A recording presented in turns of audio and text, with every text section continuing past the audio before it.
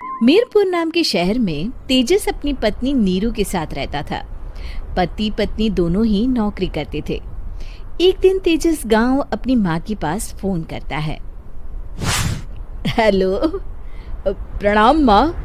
जीते रहो माँ, तुम दादी बनने वाली हो हैं? अरे वाह, ठीक है बेटा, मैं कल ही आती हूँ। जब माँ जी शहर पहुंची तो बेटे बहू ने बहुत अच्छे से स्वागत किया। लीजिए माँ जी चाय। अरे गर्मा गर्म पकोड़े ले आओ माँ के लिए।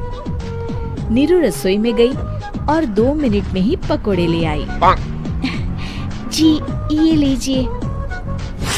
बहू जादू से बनाए हैं क्या? अभी तो रसोई में गई थी। यम्मी। माँ जी, शीला रसोई में पकोड़े तल रही है, मैं बस लेकर आई। हे भगवान, मेरा धर्म भ्रष्ट कर दिया तूने। अब तो गंगा जल से शुद्धिकरण करना होगा। दूसरे दिन, माँ जी मैंने नाश्ता बना दिया है, ऑफिस जा रही हूँ। पर अभी तो घर का सारा काम पड़ा है। शीला आती ही होगी, झाड़ू पोछा बर्तन कपड़े वो सब कर लेगी। हमारे जमाने में घर का सारा काम हम ही करते थे। जी माँ जी, आप बहुत होशियार हैं, मैं घर ऑफिस दोनों नहीं संभाल पाती। तो जरूरत क्या है घर से बाहर जाकर चाकरी करने की? वैसे भी घर का काम खुद करने से घर में बरकत आती है, समझी? पर माँ जी। पर वर कुछ नहीं, इस महीने की पगार मिले फिर ऑफिस बंद। हाँ। रात को नीरू तेजस से कहती है, सुनिए जी, माँ जी बोल रही थी कि मैं नौकरी छोड़ दूं। वैसे ठीक ही तो है, अभी तुम्हें आराम की जरूरत है। फिर भी आराम कहाँ, शीला को छुड़ाने के लिए बोल रही थी। तो अब 24 घंटे में इतना काम तो कर ही सकती हो। पर जॉब पसंद है मुझे, घर पर मन नहीं लगेगा। अगले दिन जब दोनों ऑफिस के लिए निकल रहे थे, मेरी तो कोई कीमत ही नहीं है इस घर में। माँ जी, आजकल महंगाई बहुत है, रहन सहन भी बदल गया है, दोनों नौकरी करते हैं तभी ठीक रहता है। अच्छा, तू कहना क्या चाहती है? मेरा बेटा तुझे बिठा के खिला नहीं सकता?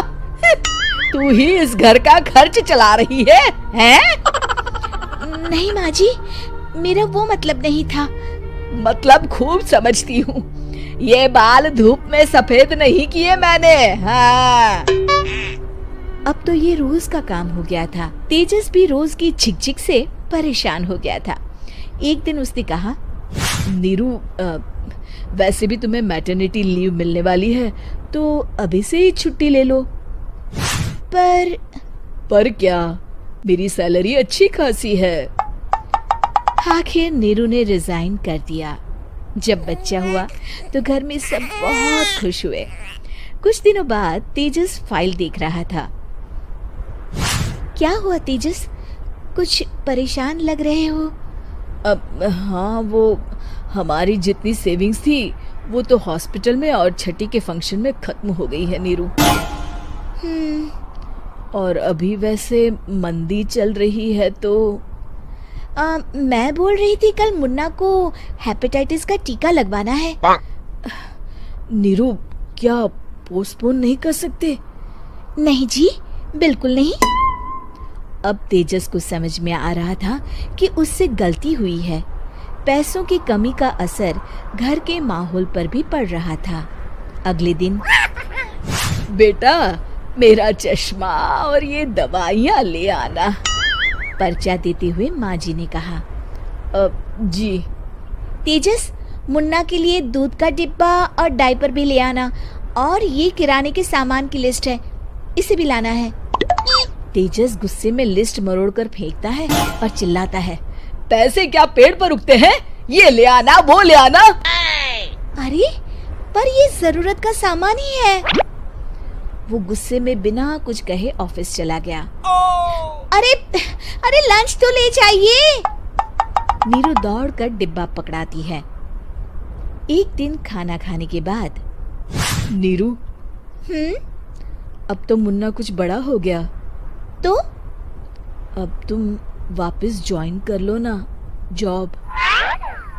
पर इस रिसेशन में जॉब मिलना बहुत मुश्किल है। ट्राई तो करो। फिर मुन्ना?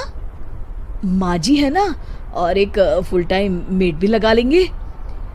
पर माँ जी, उन्हें तो पसंद नहीं।